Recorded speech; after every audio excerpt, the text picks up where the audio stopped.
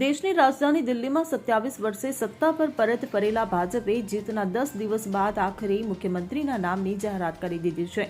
દિલ્હીના મુખ્યમંત્રી પદે પ્રથમ વખત ધારાસભ્ય બનેલા રેખા ગુપ્તાને પસંદ કરવામાં આવ્યા છે. બુધવારે ભાજપની બેઠકમાં આ નિર્ણયની જાહેરાત કરાઈ હતી. રેખા ગુપ્તા દિલ્હીના મુખ્યમંત્રી, જ્યારે પૂર્વ મુખ્યમંત્રી અરવિંદ કેજરીવાલને હરાવનારા પ્રવેશ વર્માને દિલ્હીના ઉપમુખ્યમંત્રી બનાવવામાં આવ્યા છે. આજે રેખા ગુપ્તા દિલ્હીના 8મા મુખ્યમંત્રી તરીકે શપથ ગ્રહણ કરશે.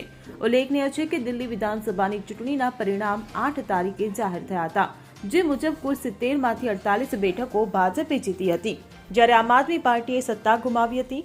પરિણામો જાહેર થયાના 10 દિવસ બાદ અંતિમ મુખ્યમંત્રી કોણ બનશે તે સસ્પેન્સનો અંત આવ્યો છે.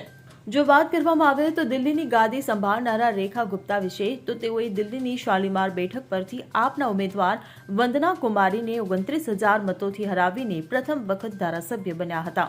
આ પહેલા રેખા ગુપ્તા 2 વખત વિધાનસભાની ચૂંટણી હાર્યા હતા. તેઓ બાળપણથી રાષ્ટ્રીય સ્વયંસેવક સંઘના સભ્ય રહ્યા છે. સંઘની વિદ્યાર્થી શાખા એબીવીપી દ્વારા તેમણે રાજકારણમાં પ્રવેશ કર્યો હતો. Bureau report CN24 news. હવે જુઓ દેશ દુનિયાની તમામ ખબરો તમારી આંગળીના ટેરવે. ઉઠાવો મોબાઈલ અને Google Play Store પરથી ડાઉનલોડ કરો અમારી CN24 ન્યૂઝ મોબાઈલ એપ.